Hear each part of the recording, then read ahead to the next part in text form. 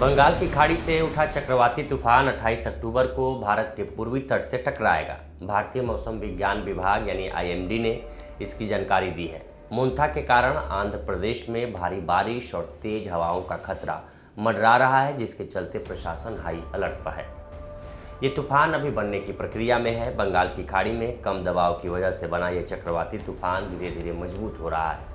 वैज्ञानिकों का मानना है कि 27 अक्टूबर की देर रात तक ये समुद्री तूफान चक्रवात मोन्था में बदल जाएगा। चक्रवात का मोन्था नाम थाईलैंड ने सुझाया है। थाई भाषा में इसका मतलब सुगंधित फल या सुंदर फूल होता है। ये एक खुशमिजाज नाम है जो तूफान की तीव्रता से बिल्कुल उलट है। लेकिन आपके मन में सवाल उठ रहा होगा कि आखिर चक्रवात के नाम कैसे रखे जाते हैं। दरअसल उत्तरी हिंद महासागर यानी बंगाल की खाड़ी और अरब सागर में चक्रवातों के नाम भारतीय मौसम विभाग के RSMC यानी regional specialised meteorological centre New Delhi द्वारा दिए जाते हैं। ये सिस्टम विश्व मौसम संगठन WMO और संयुक्त राष्ट्र आर्थिक और सामाजिक आयोग एशिया प्रशांत के पैनल के तहत चलता है।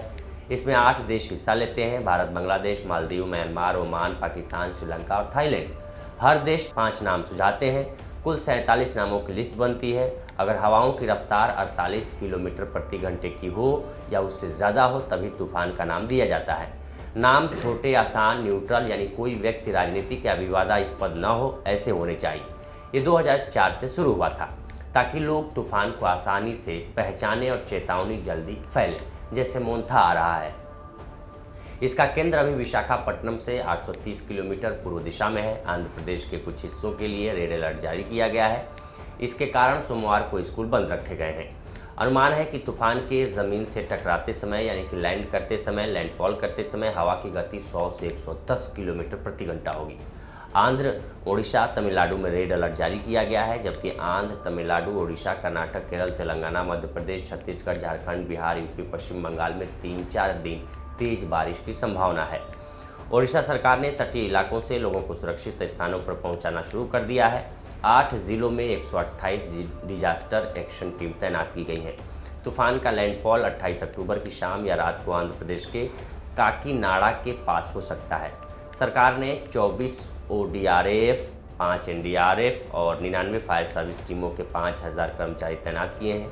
मछुआरों को समुद्र से दूर रहने को कहा गया है। संवेदनशील जिले के आंगनवाड़ी केंद्र और स्कूल 30 अक्टूबर तक बंद रहेंगे। बंगाल की खाड़ी और अरब सागर में उठे चक्रवात के प्रभाव से राजस्थान के मौसम में बदलाव आया है। कोटा में 27 अक्टूबर की देर रात से सुबह तक रुक रुक कर बारिश हुई।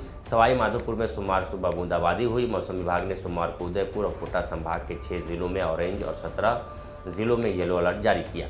अभी देश में 3 मौसमी सिस्टम एक्टिव हैं। पहला पूर्वी तट पर तूफान मोन्था, दूसरा पूर्व मध्य अरब सागर में रविवार को बना मौसमी सिस्टम डीप डिप्रेशन में तब्दील हो चुका है, लेकिन गुजरात की ओर बढ़ने की बजाय अब मुड़कर तटों से दूर जा रहा है। इससे गुजरात के कुछ जिलों के लिए अगले 24 घंटे के दौरान रेड अलर्ट कर दिया गया है, जबकि तीसरा पश्चिमी विक्षोभ के रूप में सोमवार को उत्तरी हिमालय के पहाड़ी राज्यों में दस्तक देने वाला है। इससे पहाड़ों पर बर्फबारी के साथ ही नवंबर के पहले हफ्ते में 3-4 डिग्री तापमान गिर सकता है। भारत मौसम विभाग ने प्रभावित राज्यों के लिए ताज़ा चेतावनी जारी की है। इसमें तूफानी लहर की चेतावनी देते हुए कहा गया है कि तटवर्ती आंध्र प्रदेश, पुडुचेरी के निचले इलाकों में तूफान के समय लगभग 1 मीटर ऊंची तूफानी लहर आ सकती है। कच्चे घरों, झोपड़ियों को बड़ा नुकसान हो सकता है। घरों की छतें उड़ सकती हैं। बिजली और संचार लाइन को नुकसान होने की संभावना है। कच्ची सड़कों को बड़ा नुकसान और पक्की सड़कों को कुछ नुकसान हो सकता है। बड़ी संख्या में पेड़ों के उखड़ने और टहनियाँ टूटने की संभावना है। केले और पपीते के पेड़ों को बड़े पैमाने पर नुकसान हो सकता है। धान की फसलों, बागवानी और खड़ी फसलों को नुकसान की आशंका है।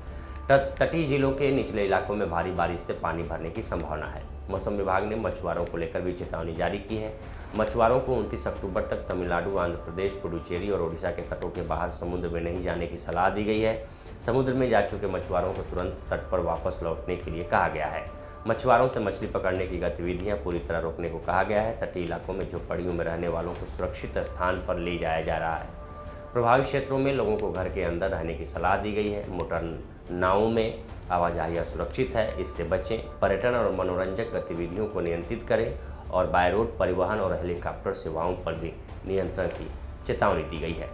तो फिलहाल ये मोन्था तूफान आ रहा है और आप भी इसे हर संभव बचने की कोशिश करें। फिलहाल इस स्टोरी में इतना ही। बाकी देश दुनिया की तमाम खबरों के लिए बने रहें लोकमत हिंदी के साथ। नमस्कार।